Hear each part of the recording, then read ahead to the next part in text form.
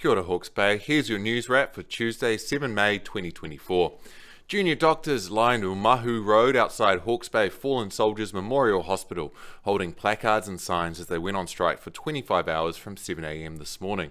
The strike is against Te Whatu Ora proposing pay cuts and their current working conditions.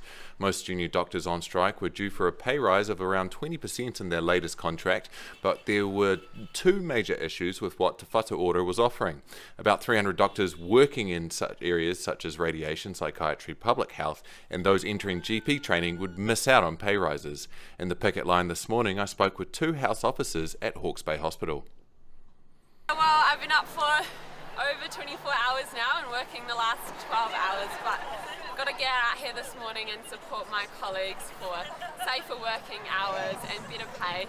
I'm pretty exhausted, but this is a really important cause to me. Te Whatu Ora not only ignored a lot of our claims that were to do with safety, like working two 15-hour shifts in a row, but also has given a pay cut to our GPs, our cancer doctors, our paediatricians, our pathologists, and that is going to collapse our already struggling health system.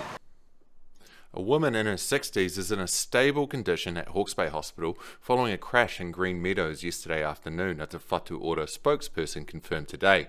Emergency services responded to the crash involving the pedestrian and a car on Gloucester Street around 3:10 p.m. yesterday. Motorists using State Highway 50 between Takapo and Onga over the next few weeks are likely to notice a few roadwork crews installing roadside safety barriers and rumble strips. Crews will be on site near Ashley Clinton, just south of the Tukituki River Bridge, from Thursday, preparing for the installation of the barriers. About 200 metres of barrier will be installed on the southbound lane of the highway. In addition, from later this month, crews will be installing rumble strips on the stretch of State Highway 50 from Onga to Takapo. While these works take place, there will be stop-go traffic management in place and lower temporary speed limits from 6 a.m. to 6 p.m. The Hastings District Council is advertising for a Chief Financial Officer, despite having a Deputy Chief Executive who once held the position at the council.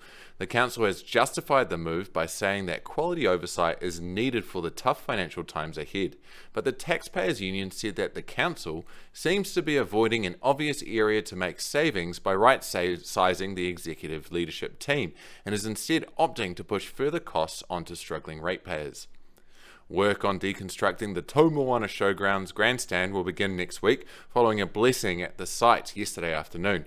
Hastings District Council brought the showgrounds in April 2023 with community support for the purchase. Council ownership meant it would officially be designated a reserve which would protect it as a community green space. A building assessment conducted in October last year confirmed significant deterioration to the condition of the grandstand's roof and support structure, making the building unsafe. I spoke with Hastings Mayor Sandra Hazelhurst at the event yesterday afternoon.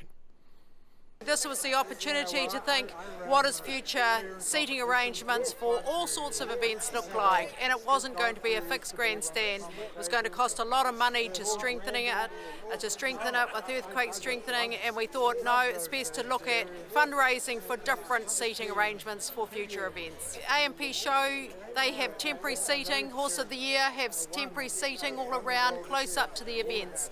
So those are the things that we'll think about. Obviously, we'll talk to our community, raise some funds, and make sure that we've got good seating.